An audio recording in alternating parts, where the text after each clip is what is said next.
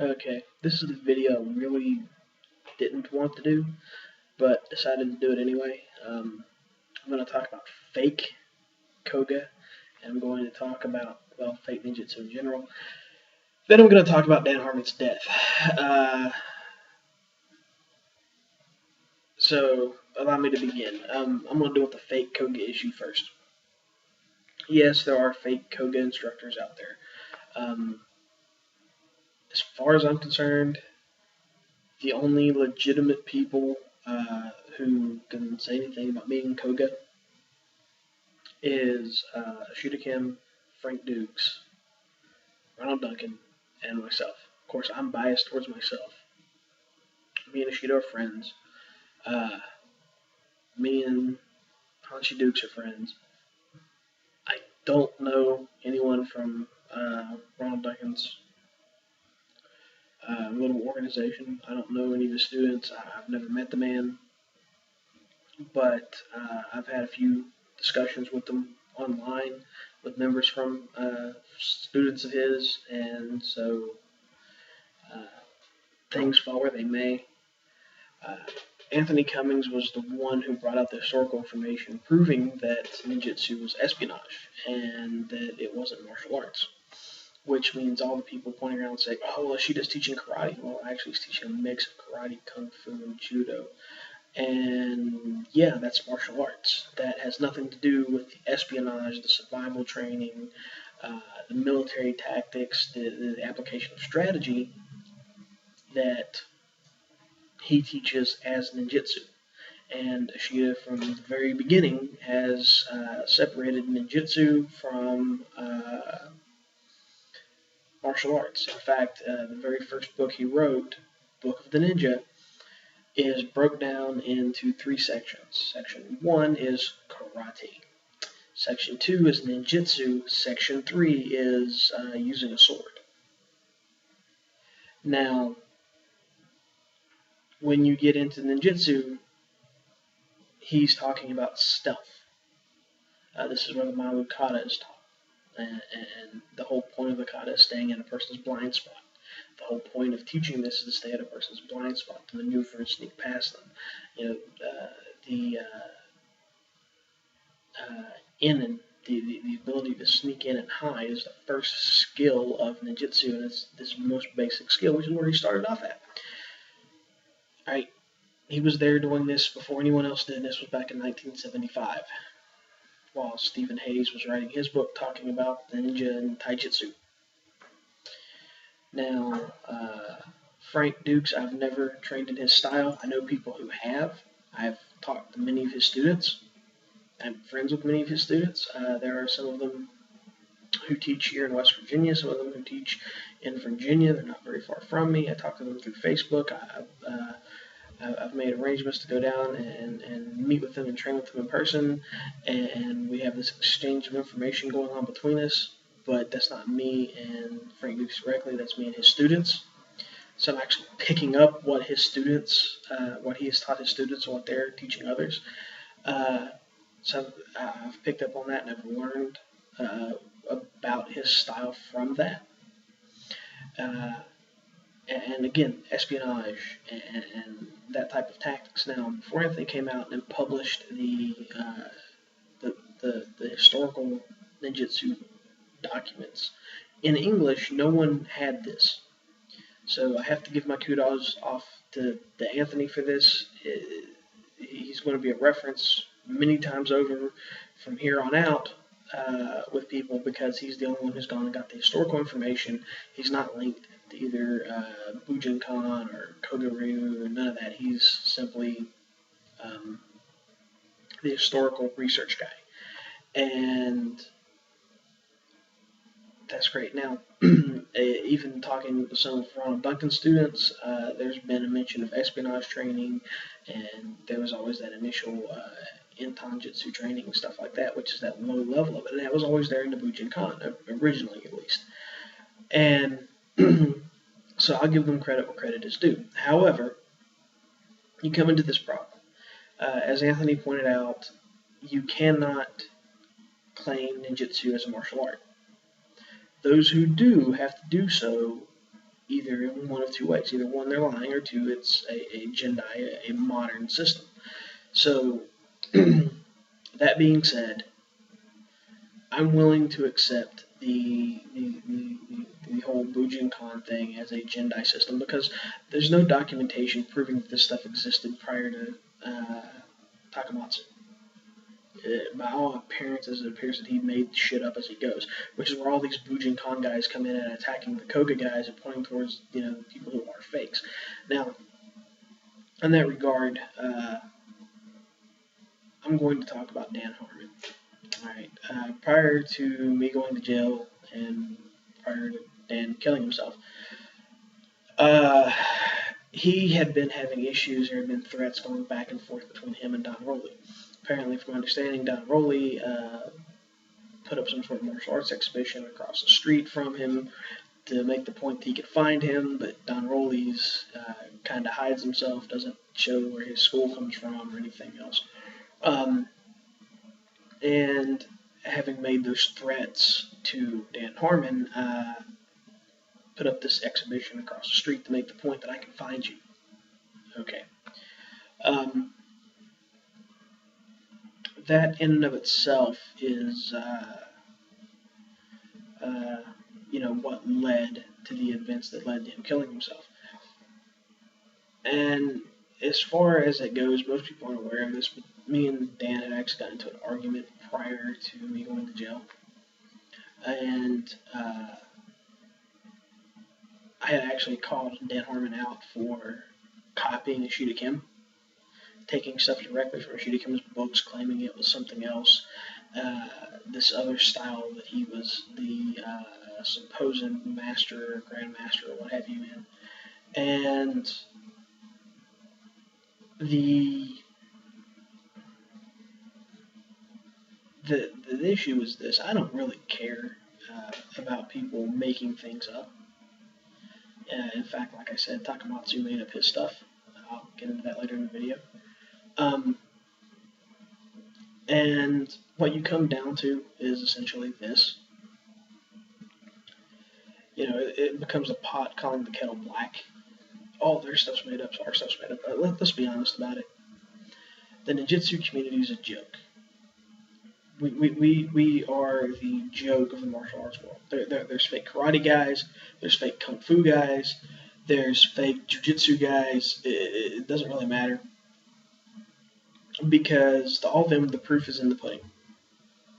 And the proof is how well you do in hand-to-hand combat, or, if you're a fake kendo guy, how well you participate in kendo or what have you. And if you're a fake karate guy who says, I'm teaching karate, but it's your own made-up bullshit style of karate, and you also got made-up bullshit ninja attached to it, you can fight really well using your fake bullshit karate. Then you have a grain of truth to your ability because you just made it up. It doesn't matter what you call it. No one owns a copyright on ninjutsu or karate or kung fu or what have you. Now, of course, the Gracies own the copyright to Gracie Jiu-Jitsu.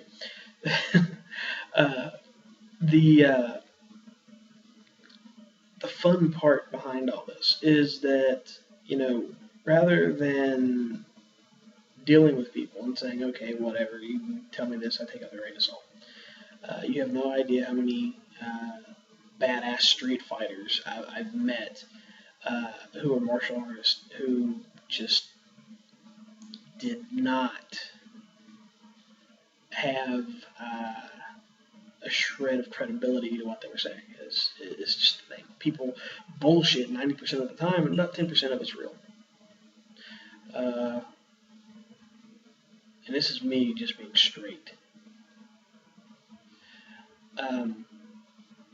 So I really don't care about people making shit up. I care about the results they produce. There's plenty of fake Koga guys out there. Now that being said, we're going to discuss the where the Koga thing comes from. Many of you aren't aware of this, but Seiko Fujita's obituary was published in a tourist newspaper. and he was somewhat of a tourist attraction to Japan. There was a lot of people coming to see him, and the reason why was because Japan had their ninja boom in the 1930s. This predates Takamatsu, this predates Fujita, where the traditional ninja scrolls, the documents which Anthony has translated, were translated from ancient Japanese to modern Japanese. And the Japanese people had them, and then there was an explosion of the ninja as an iconic image in culture. What ended up happening was during the American occupation of Japan in the 40s prior to World War II, all these soldiers had experience with, here's this guy in black jumping around with a shuriken and swinging a sword. And the idea was, who was this person? They originally thought it was only one person. Come to find out it was a whole concept, that being ninjutsu. That's what led to people like Don Dredger and others for going and researching the subject. Now, Mr. Dredger he spoke Japanese, so he used the Japanese translations of the traditional ninjutsu documents, and he had done his research that way into what ninjutsu was or is or what have you. And at the time, from my understanding, there were various people, because of the whole thing about Seigo Fujita teaching at Nakano had been publicized and stuff. There were people coming up saying, oh, well, I was at Nakano, or I know ninjutsu, or there were people that he had actually taught ninjutsu to because he had done demonstrations, not the whole transmission of the art, but parts of it. And so what happened was there were people coming forward and teaching the Americans the Koga ninjutsu. And prior to, and this is where Ron Duncan's credibility comes in heavily, as well as Ashita Kim's, prior to this, during this period of time that Koga Ryu ninjutsu was real big, because in Japan, Seigo Fujita is an iconic image. The Japanese people know him. He is the quintessential last ninja, despite the Bujinkan's claims to Takamatsu being the last ninja. No one in Japan believes that shit. Right? That's just a bunch of fat, pasty white guys here in America who study ninjutsu.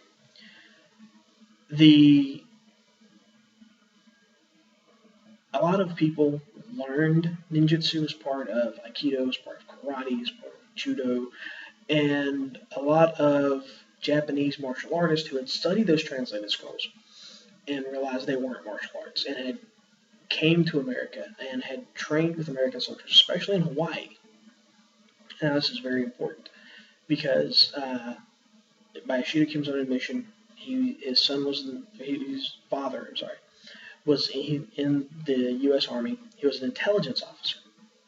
So Ashita had a natural predisposition to intelligence stuff, and to maintain his attention into his studies of karate and everything else, his instructor started teaching him ninjutsu.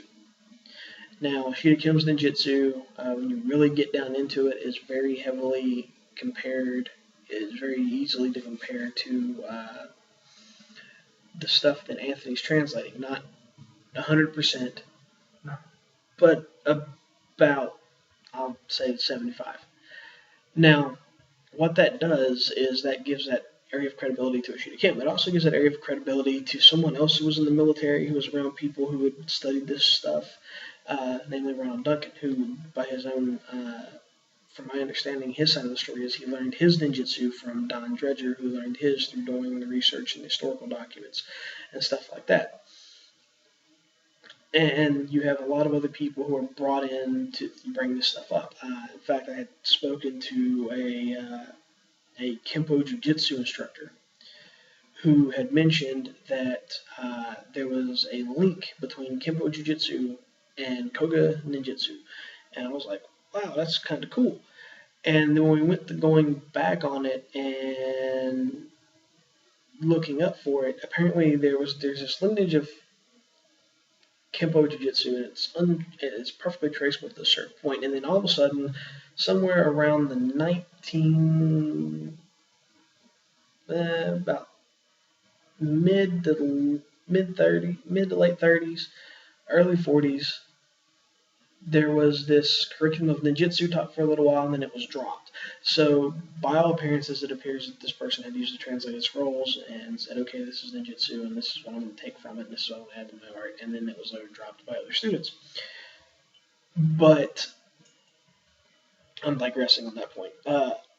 So, there's this area of where elements of the ninjutsu system were recreated or added later from the historical documents, and then no one else had access to the historical documents.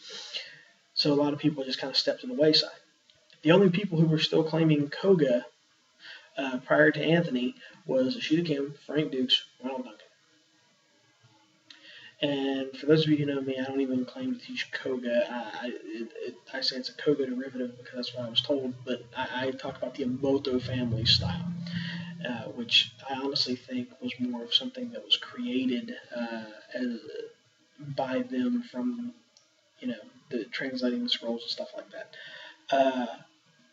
or the translated historical documents. Now, that being said, then you come into why the Bujinkan goes after attacking these fake Koga guys. They say it's the truth. The truth, yeah. The truth involves threatening people and harassing them, and to the point that they kill themselves, or perpetrating lies about them, or, digging up false and halfway inaccurate accusations from other people and trying to portray it as if it's the truth. Yeah, I'm even a victim of that one. Simply put, it comes down to this. The Bujinkan's lineage is about as dicked up as it gets. First of all, the Kuki family has made public statements that Takamatsu lied about the scrolls being destroyed, which is why he was allowed to create Kuki Shinden Ryu as a splinter from Kuki Shin Ryu. There is also the issue that the Kuki family won't go into detail about why he created it or if they permitted it or any of that other stuff. They really don't want to talk about Takamatsu at all. I have a feeling because someone has said something that was truthful, and members of the Bujinkan cult didn't like it, so they have harassed the Kuki family. There also becomes the issue that Tanamura has said that Takamatsu originally claimed his Nimpo came from the Kuki family, and then the Kuki family wanted nothing to do with Nimpo, so then after that he started talking about Tagakuri Ryu. Coming to the idea that Toda Shinruken has yet to be proven to exist, I realize they say that they found his grave, but no one's produced any proof of it.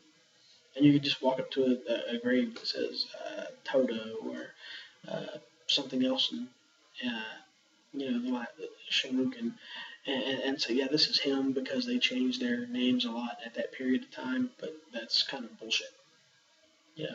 There should be some proof otherwise. Claiming everything was destroyed because of America firebombing Japan is just complete bullshit. But without Toda Shinruken, you lose 6 schools. And of those 6 schools are 3 of the schools which were Nimpo. You also come into the issue that the Nimpo of the Nimpo schools, of these 3 separate schools, mirrors the Kinpo of Kuki Shin and Kuki Shinden Ryu. That being said, the Kinpo is both the sword art. It translates to sword law, not fist law, if you're thinking of Kinpo karate. But it translates to sword law. And it is both the sword fighting techniques of Kenjutsu mixed with a philosophy about facing death and facing adversity, which is also known as Kempo. So you have the mundane, which is sword fighting, and then you have the more enlightened, higher level of training, which is the philosophy. The problem is essentially this. Okay, Ninpo has been produced as a philosophy. Anthony's research has proven that it was a bunch of magical rituals. There's kind of a difference there. You also come into the problem that a lot of times the Bujinkan guys will point to Shinden Fudo Ryu and say, aha! That's proof because there's another art with the same name. Well, that other art with the same name was studied by a member of the Kuki family when Takamatsu was training with them. And they don't claim Takamatsu or any of the people that Takamatsu claims in that lineage as part of their lineage. It's just two styles with two different names. Again, my personal opinion is that Takamatsu took the name Shinden Fudo Ryu and created his own, instead of Shinden Fudo Ryu Jujutsu, which is what was studied, to Shinden Fudo Ryu Dakin Taijutsu, and therefore it is a splinter from the original school, and because there's another school with the same name, it therefore proves the legitimacy of the other stuff, which is complete bullshit. You come into the issue of Giken Ryu, which was taught to him allegedly by the security guard in his grandfather's match factory. And that was only brought up after this guy died. So there's no proof, there's no documentation. There's the issue that Toda Shinruken has changed it from being Takamatsu's grandfather to being his great uncle, to being a friend of his great uncle, or a friend of his grandfather's, which you could just say a friend of the family, and just lump all that stuff together. So we really don't know who this guy is. The name has been changed 3 different ways to say, oh, it's really this guy. And yeah, there's also the issue that in the Koga Ryuha Daijiten, basically the big book of martial arts, this big encyclopedia of martial arts, which Takamatsu was allowed to put his mention Koga Ryu because of the fact that a friend of his had helped write the book. And allowed Takamatsu to put in there that the first edition he mentions that everything was an oral tradition. So there was no proof of anything, it's just we have to take Takamatsu's word for it. But he put the date for the birth and the death of Toda Shinruken as 4 years separate, or there's a 4-year difference. According to what Takamatsu had said, Toda Shinruken died 4 years before Takamatsu was born. So that, in and of itself,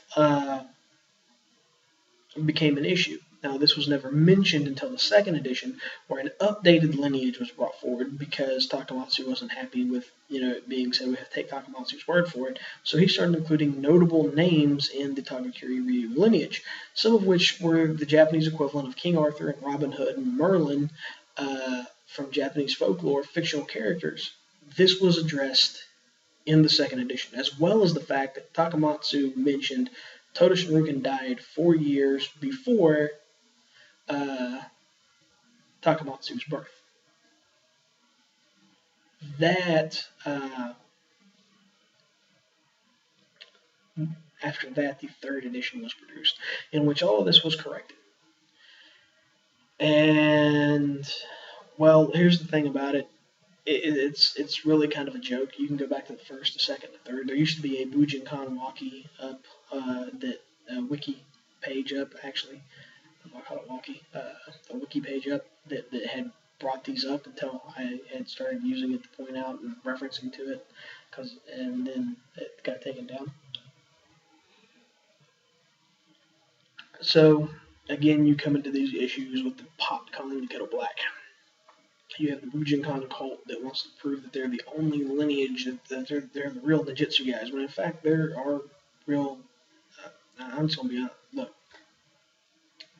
nobody has a proven lineage.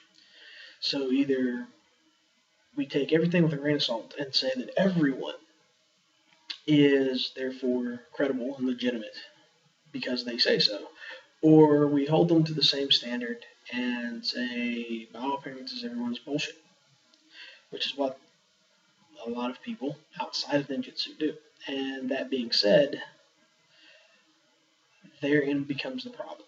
Because when that becomes the issue, you have to start looking towards outside of ninjutsu to find credibility.